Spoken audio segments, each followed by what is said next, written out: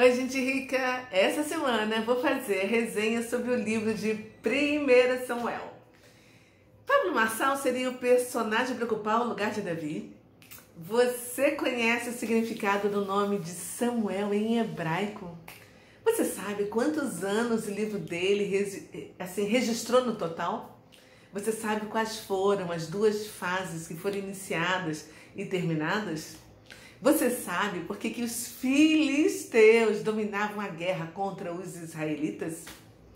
Se você não sabe responder essas perguntas, então fica comigo até o final, porque eu vou te contar. Se você já sabe, fica comigo também, porque eu tenho certeza que você vai amar descobrir o que eu aprendi com os meus estudos e pesquisas desse livro nessa semana.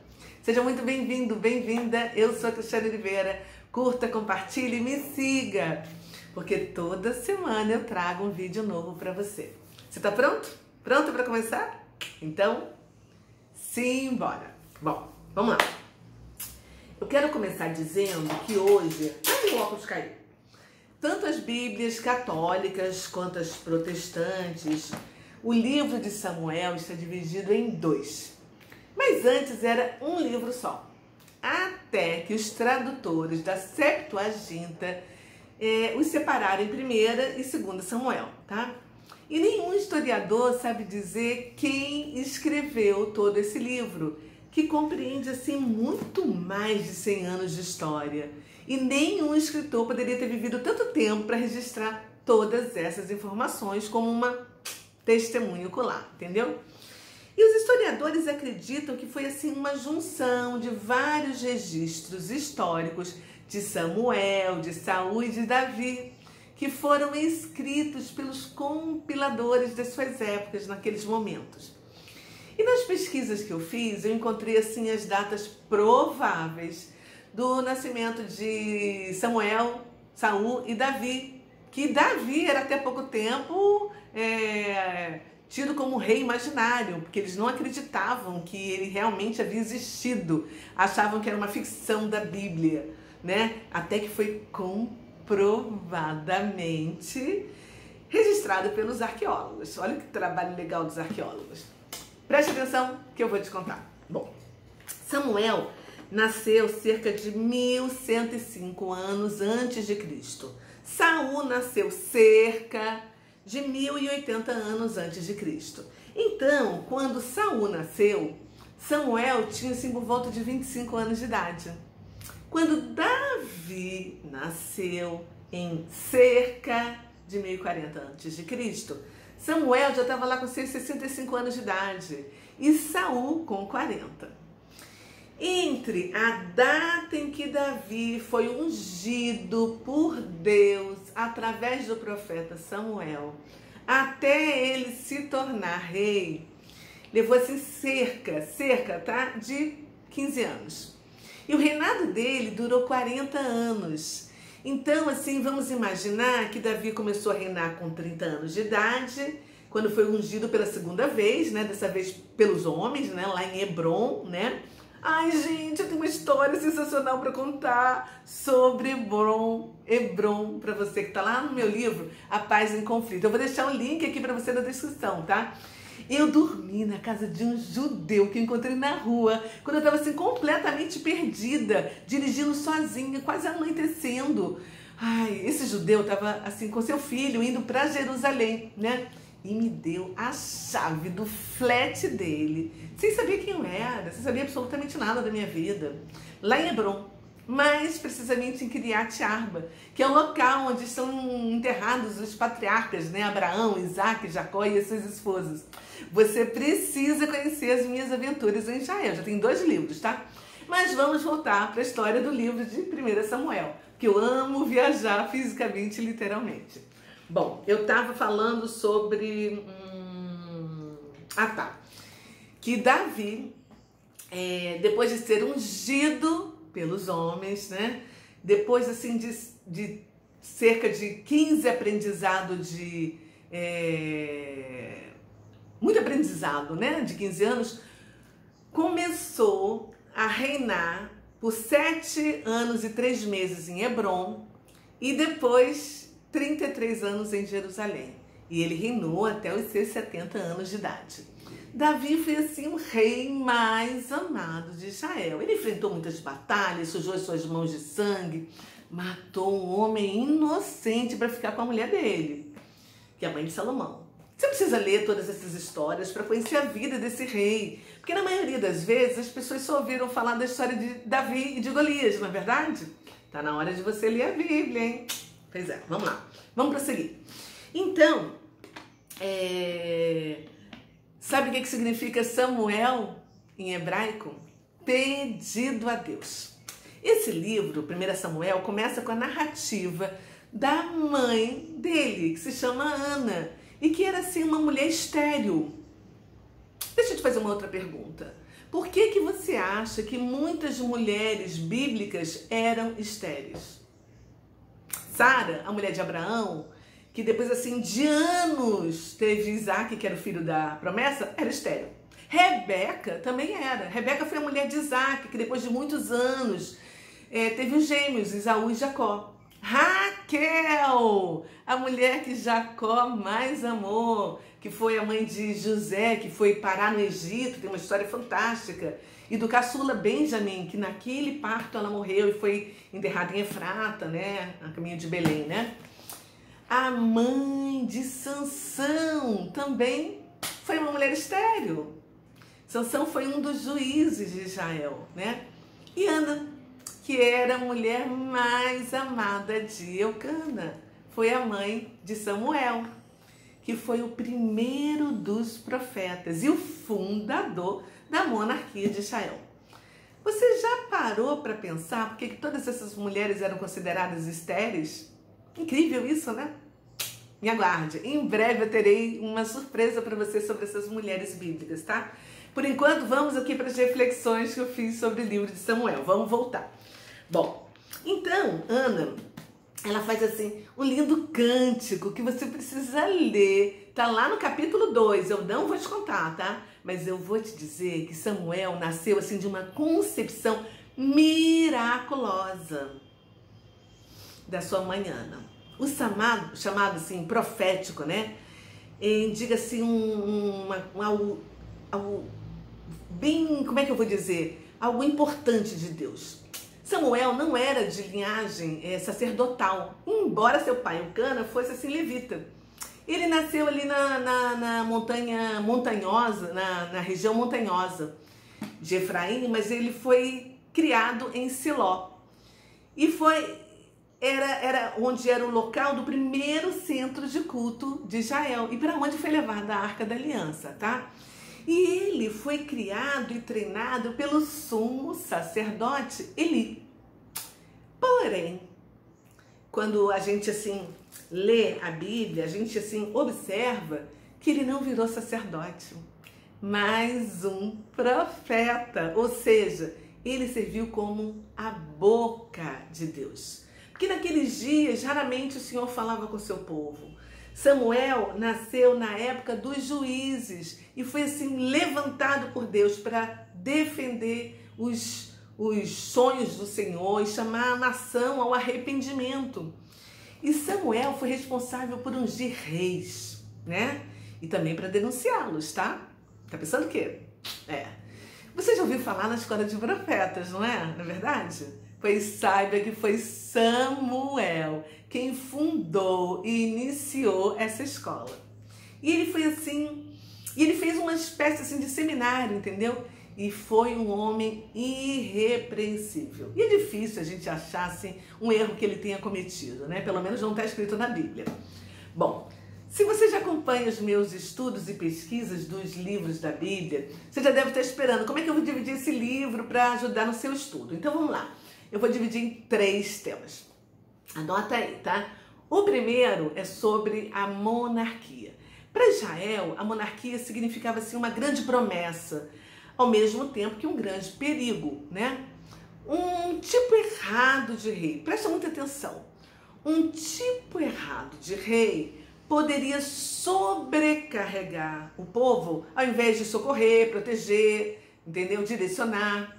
E nós estamos vivenciando um momento muito delicado na nossa nação, com muita dicotomia. Você já decidiu em quem vai votar? Na época de Saul, um rei errado podia, assim, desviar o coração do povo de Deus para onde ele quisesse. Deus é o único rei soberano que tem o poder de remover e colocar quem ele quiser para garantir o bem da nossa nação. Nós precisamos estar atentos para ouvir a voz de Deus em nós. Muito cuidado com o que os outros dizem por aí, que Deus disse isso, Deus disse aquilo. Nós somos todos imagem conforme a semelhança de Deus e o Senhor fala com cada um de nós. Se você não está ouvindo, talvez é porque esteja faltando intimidade, tempo para ouvir a Deus. Presta muita atenção, tá? Bom, o segundo tema é a obediência. Obediência.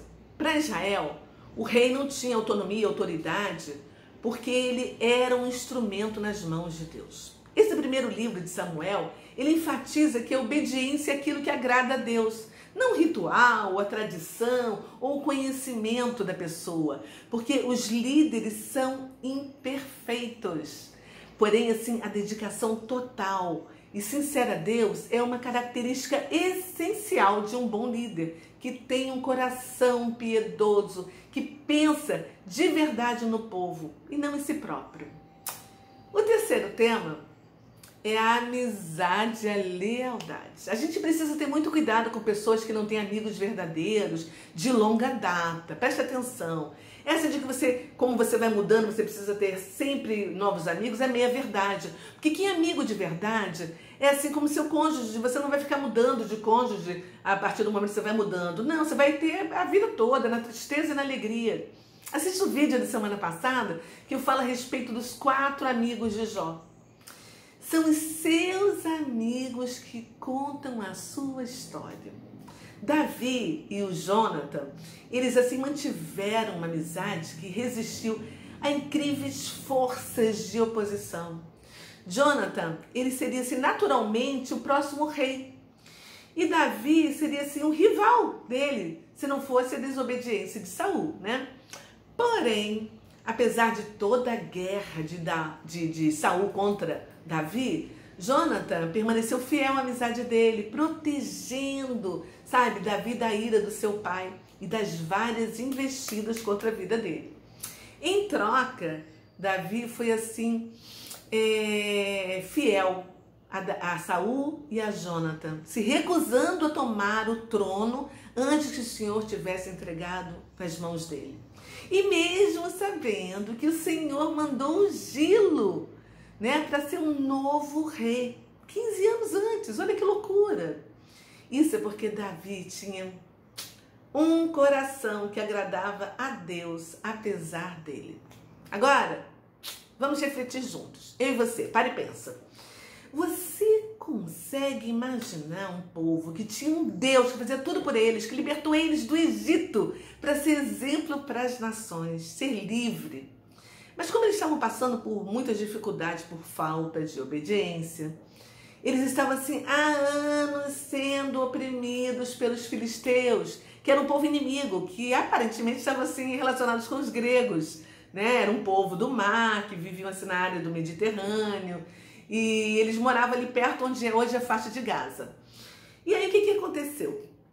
Os israelitas, eles preferiram optar por um rei para assim, se igualar às outras nações que tinham reis para defendê-los e governá-los, entendeu? E você sabe por que os israelitas tinham tanto medo dos filisteus? Vou te contar. Porque eles detinham a tecnologia da época, o armamento de ferro. Davam a eles vantagem sobre todos os adversários. As armas de ferro foram um elemento decisivo que eles mantinham em segredo. Os seus valiosos artigos, os seus avanços tecnológicos eram protegidos. Os filisteus, eles não deixavam ninguém, tampouco os israelitas, trabalharem como ferreiros para não descobrirem os segredos da fabricação das armas de ferro, né? A ponta da lança do filisteu Golias era feito de ferro. Você entendeu agora? A vantagem de Israel de querer um rei foi assim, por causa da ameaça, né? Das armas superiores. E para enfrentar o deserto filisteu, os israelitas queriam contar com as estratégias de guerra, através assim do conhecimento daquele terreno e das táticas de guerrilha de um rei. Se você quiser saber assim mais sobre as táticas de guerrilha, acompanhe o livro Arte da Guerra de Sun Tzu, que eu fiz o ano passado, quando eu li e fiz a resenha de 53 livros para ajudar você a obter mais conhecimento. Procura lá na minha playlist, tá? Que tá aqui no meu canal, que você vai encontrar. Eu vou deixar aqui embaixo na descrição também para você o primeiro capítulo desse livro, tá bom? Vamos lá. Você sabe porque quando Davi assumiu o reinado, os israelitas começaram a ter vitórias contra os filisteus? Sabe por quê?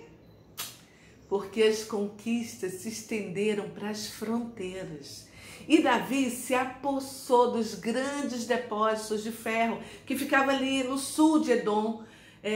Edom fica assim no sul do Mar Morto, a leste de Gaza, no Mar Mediterrâneo, entendeu? E esses depósitos ficavam assim em Edom, proporcionaram muitos recursos valiosos para Israel, né? Quantas vezes a gente está assim bem próximo de conquistar aquilo que a gente está querendo e aí aparece uma outra opção? Para e pensa. Nós olhamos assim para uma nova opção achando que vai solucionar tudo, né? E acabamos ficando presos em outras prisões em vez de prosseguir para a liberdade. Fica atento ao que eu estou lhe dizendo, tá? Deus não faz nada com pessoas que acham que já sabem de tudo, que não precisam de tempo para aprender e se acham superiores a quem já está no caminho. Normalmente essas pessoas não têm mentores para guiá-los, porque assim, se acham e se bastam. Cuidado com gente assim, cuidado com gente que quer usurpar o lugar de Davi, sem matar um urso, um leão, sem vencer o Golias, sem servir ao rei durante um tempo para ganhar experiência do reinado, entendeu? Ser obediente ao profeta e fazer as coisas melhor do que o seu sucessor para honrar a Deus. Cuidado, entendeu? Com gente que diz que ter sido ungido por Deus, mas não quer esperar o tempo de Deus. É igual o povo de Israel, né? Que tinha um verdadeiro rei, mas preferia um rei terreno. Você sabe quais são as 3 coisas que levaram ao avivamento de Israel naquela época? Uma mãe que orava com fé, um povo castigável e um profeta fiel. É fácil falar, difícil é se mostrar íntegro, humilde e sincero às palavras ditas. É triste ver às vezes a conduta que grita mentira ao que os lábios dizem. Vamos lá. Bom, então o que aconteceu? Samuel conquistou a Deus, que disse, se o povo quer um rei, que dê a ele um rei. E assim veio Saul, que foi o primeiro rei de Israel, mas com o tempo deixou a humildade de lado. Enquanto isso, Deus estava preparando outro rei para ficar no lugar de Saul no futuro, não naquele momento. Davi começou a trabalhar para Saul como tocador de harpa. Depois ele foi general e ganhou todas as batalhas. Saul então começou a perseguir Davi por causa da inveja, os ciúmes, olha só, e tentou matá-lo.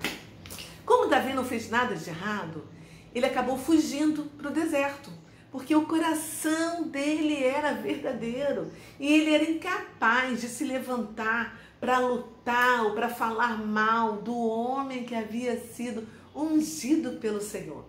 Ali, Davi apresentou o seu verdadeiro caráter, um homem com o coração de Deus. Davi teve assim múltiplas oportunidades, gente, para matar, para envergonhar Saul, para falar mal dele, mas não o fez. Primeiro porque ele tinha certeza do seu chamado. Ele não precisava entrar na briga, porque ele havia sido escolhido por Deus verdadeiramente. Ele tinha sido ungido por Samuel. Se você tiver curiosidade para ler Salmos, você vai encontrar assim, muitos salmos escritos por Davi, relatando aqueles momentos difíceis que ele viveu, né? Aguardando o tempo de Deus. E por isso, é por isso que ele foi e continua sendo, entendeu? O rei mais amado da história de Israel. E é o precursor da linhagem de Jesus Cristo, que é o herdeiro da promessa de Davi. E que para os judeus, né, o filho de Davi é o Messias, Salvador, aguardado por eles, né? Pois é. Nas minhas pesquisas, eu assim observei que naquela época os confrontos militares muitas vezes eram assim decididos por meio dos campeões que eram escolhidos para duelar contra os exércitos. Por isso que os filisteus colocaram Golias na frente, na linha de batalha. Isso acontecia porque os inimigos de Israel acreditavam que os deuses de cada exército é que lutariam e decidiriam a batalha. Foi por isso que Davi achou assim uma afronta, entendeu? Que estavam fazendo ao Deus de Israel, quando viu o exército israelita morrendo de medo, parado ali, né, sem enfrentar o campeão Golias. Gente, a Bíblia é um livro sem floreios. Ela conta assim as histórias boas, as histórias ruins, não tem ficção, é tudo real, entendeu? Para servir de reflexão, de desenvolvimento, de transformação, de inteligência emocional, gerenciamento de conflitos, flexibilidade, superação, iniciativa, reprogramação da mente, ressignificação, amor, perdão, relacionamentos, programação neurolinguística, física quântica, visualização, visão de passado, presente e futuro. Se você ainda não leu a Bíblia, eu sinto muito lhe dizer, mas você está perdendo a melhor história de todos os tempos que o Criador nos presenteou.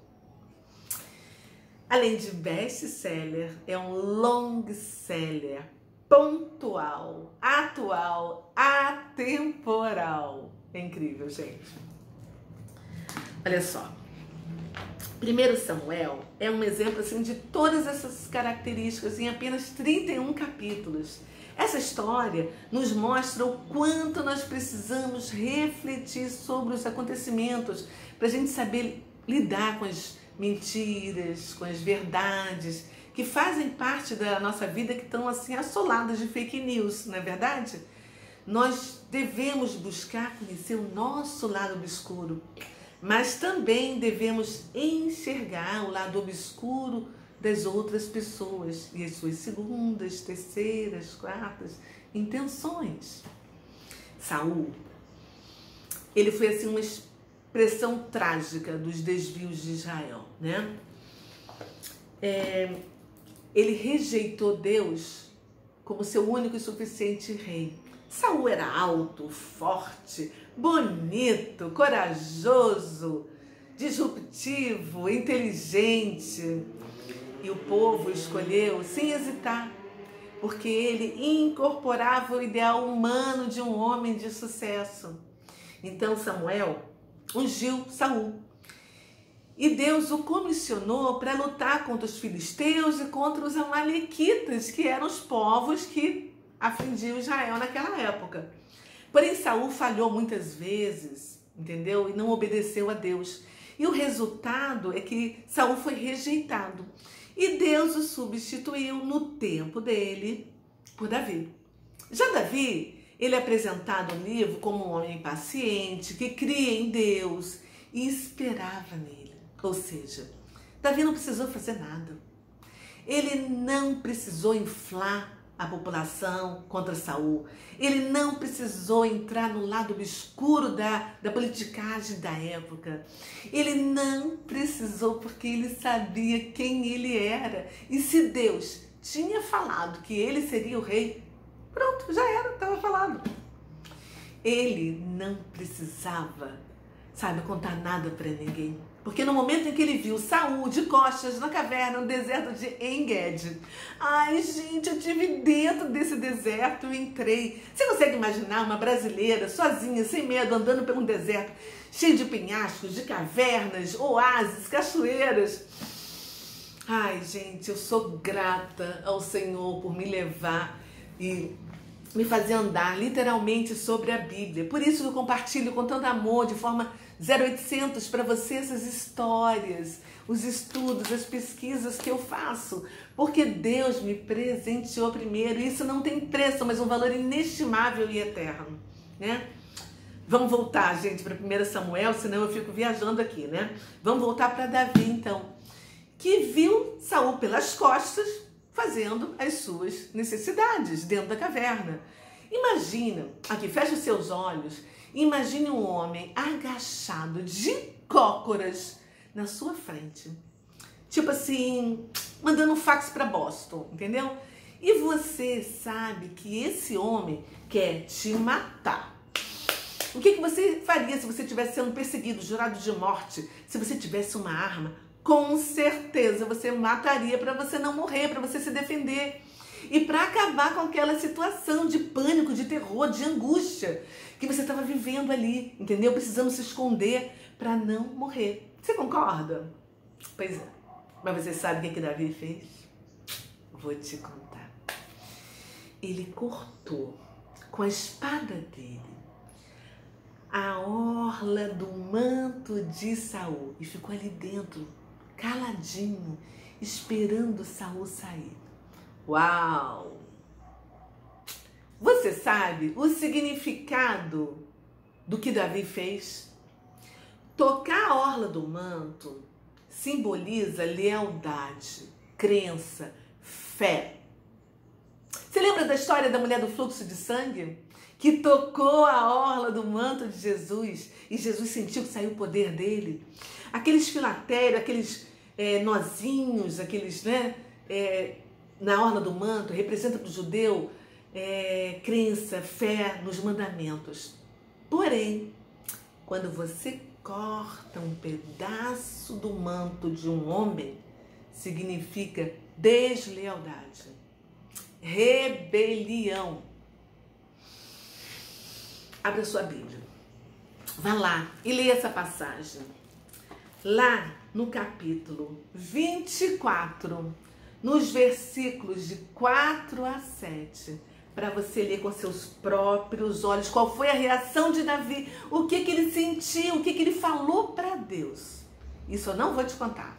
Abra sua Bíblia e descubra, porque você vai se surpreender com a atitude que Davi teve. É fantástico, gente. Aí, 1 Samuel termina lá no capítulo 31, com a derrota de Israel e a morte de Saul e dos seus 3 filhos, tá? Caídos no monte Gilboa. E depois, os filisteus ainda pegaram eles e a fixaram no muro de Bet-Sean, onde todo mundo passava, para todo mundo ver aquilo ali. E os filisteus ainda roubaram a Arca da Aliança. Mas como o Senhor nos ensinou a buscar um pouquinho aqui, um pouquinho ali, rodar a Bíblia de um lado ao outro, depois de ler o livro de 1 Samuel, com a sua visão já ampliada com essa resenha que eu estou fazendo aqui para você, abra também a sua Bíblia lá em 1 Crônicas e leia a partir do capítulo 10. Porque esse livro de Crônicas, ele prossegue falando com mais detalhes sobre a derrota de Israel e a morte de Saul. E assim complementa o último capítulo de 1 Samuel, que é o livro da nossa semana. A Bíblia é incrível, gente. Eu te convido a abrir a sua Bíblia e começar a ler com a sua visão assim ampliada para você receber muito mais. Achei um pedaço de chocolate aqui dentro da minha Bíblia. Me entreguei. Bom, eu vou ficando por aqui. Nós não temos um Saul hoje no poder. Nós não precisamos de um novo Davi. Mas nós precisamos dar continuidade, sabe? Ser gratos. porque finalmente o Brasil está há quase 4 anos sem nenhum escândalo de corrupção no governo e sendo conduzidos, né, assim, por um homem que está disposto a dar a sua própria vida pela nossa liberdade. Engana-se quem pensa que o Brasil, nesse momento, precisa de avivamento. Pois como diz 2 dos meus amados e vários mentores que eu tenho, que são Marcelo Guimarães e Matheus Andona, precisamos de restauração já. Bom, eu agradeço você, a companhia, que o Senhor nos conceda nesse tempo difícil discernimento, para que possamos fazer as nossas escolhas certas e sem dúvida. Sabe por quê? Discernimento é uma característica que Deus não colocou dentro de nós, porque não existia dicotomia no Éden. Só existia verdade, onde Ele nos colocou após a sua criação divina.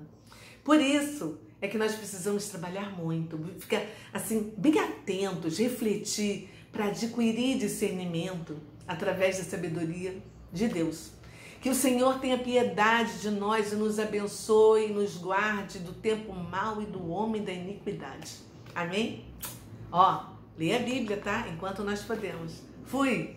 Beijo no seu coração e até a próxima semana. Fica ligado, se inscreve, curte e compartilha. Tchau!